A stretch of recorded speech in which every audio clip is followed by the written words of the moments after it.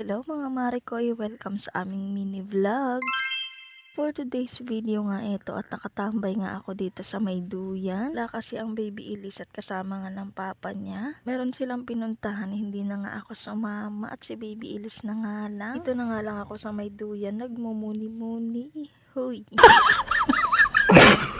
Fast forward, kinabukasan na nga pala ito nga ang bata at kakagising lang. Pagkagising nga, nagaya nga agad dito sa labas si baby Elise. Kaya ito at lumabas nga kami at kahit nga mainit, mahangin naman. Huy! At meron nga nakapark dito sa may tapat, hindi ko nga alam ang tawag dyan. Bahala na kayong mag-isip. Charot.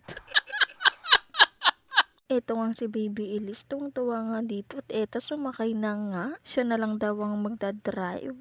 Charot. At syempre, hindi naman ako pwedeng mawala. Ito nga ako at magmamaganda na naman. Charis. Maganda na ako, hindi ko na kailangan magmaganda. Uy, charot lang.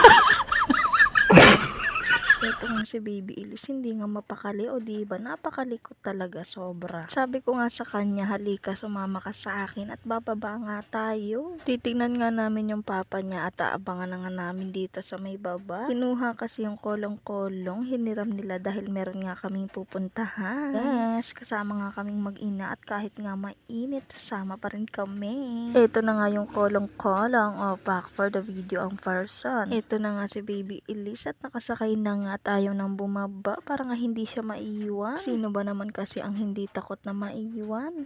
Huy, ang OA. What?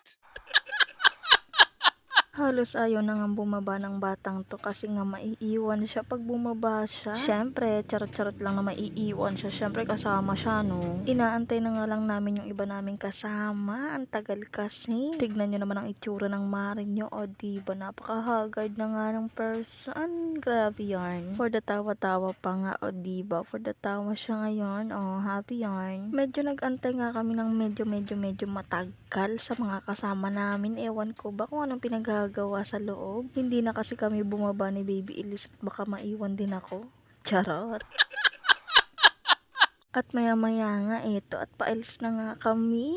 Kahit nga mainit ay for the go ang mga person. Syempre may bata na naman ngang masaya dahil nakasama siya dito sa for the gala-gala kahit mainit. Hindi naman talaga to gala at bibili nga lang sa may palengke. Kaso malayo nga yung palengke dito sa probinsya nila Tita Vilma. Kaya ito at for the kolong-kolong nga ang mga person. Bago nga kami tuluyang umalis, nagpagas muna at baka magtulak pa kami. Grabe ang init.